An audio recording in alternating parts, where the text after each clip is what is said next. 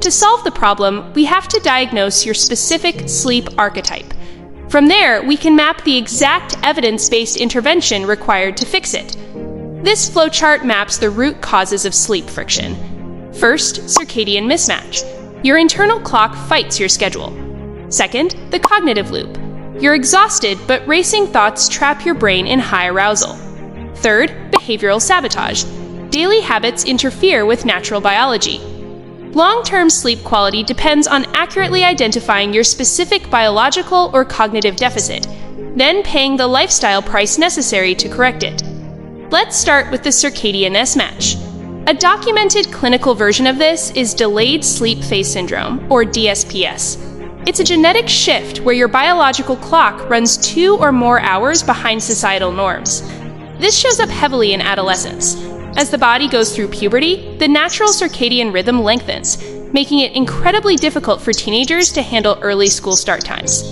DSPS causes severe daytime sleepiness, chronic tardiness, and high rates of depression. Medical professionals emphasize that this is a result of genetic DNA changes, rather than a lack of discipline. Diagnosing it officially involves tracking extensive sleep logs, wearing actigraph devices, and sometimes undergoing overnight clinical studies to rule out other hypersomnolence conditions. If your clock is delayed, the first intervention is advancing it manually.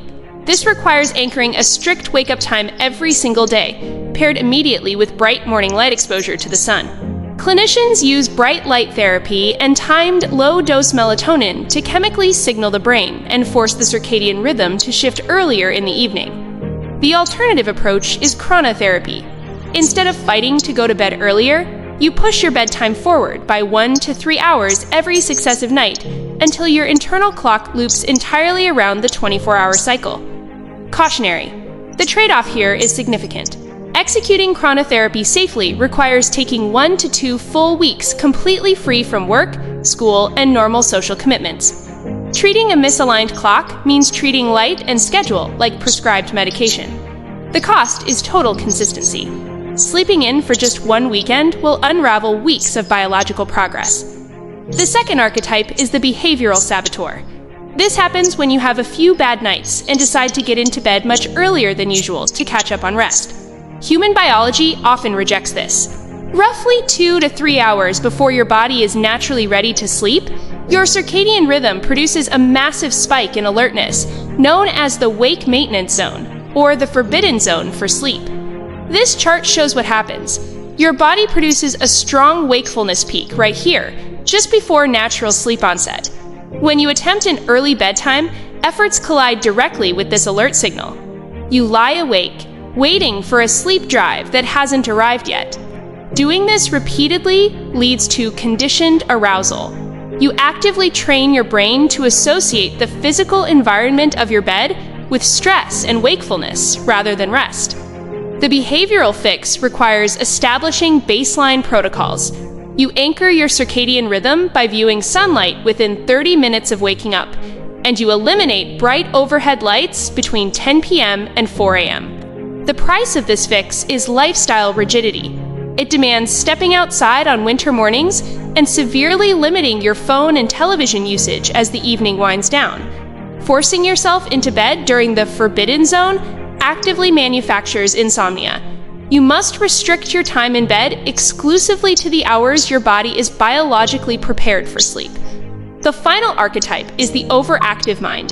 The moment the lights go out, cognitive hyperarousal takes over, plunging your brain into anxious problem-solving loops. Standard advice says focus on your breath. But when your brain is actively trying to solve real-life problems like your mortgage or your job, focusing on a static object is often not engaging enough to stop the cognitive momentum. A targeted intervention for this is cognitive shuffling. Developed by cognitive scientists, it involves spelling out a random word in your head, and then visualizing completely unrelated objects for every letter. This technique forces your brain to scramble its anxious loops. By jumping between disconnected images, you mimic the exact erratic patterns that happen naturally right as you fall asleep. You can also use audio tools like Yoga Nidra, non-sleep deep breath protocols, or specialized sleep podcasts. These tools hold your attention just enough to stop the worrying, manually guiding your autonomic nervous system out of a sympathetic state and down into a parasympathetic, rest and digest state. But there are trade-offs. Cognitive shuffling requires you to exert active mental effort when you are already exhausted. Podcasts require you to curate your playlist carefully to avoid sudden ad volume spikes. An overactive mind must be tricked into a parasympathetic state through active, deliberate cognitive distraction. Fixing your sleep requires you to stop throwing random tools at an undiagnosed problem. This prescription table aligns your specific sleep archetype with the exact changes you need to make. For the misaligned, stop relying on meditation apps. Start treating light like prescribed medication, using morning light boxes and holding a rigid wake-up time every single day. The self-saboteur needs to stop getting into bed early to catch up on rest. Start anchoring your sleep to your natural melatonin window so you completely avoid the forbidden zone. And for an overactive mind, stop lying in the dark doing constructive worrying. Start hijacking those cognitive loops with yoga nidra or cognitive shuffling. Ultimately, success is a function of mapping your effort and behavioral changes directly to your actual biological deficit. Real rest is earned by understanding your root cause and paying the precise price in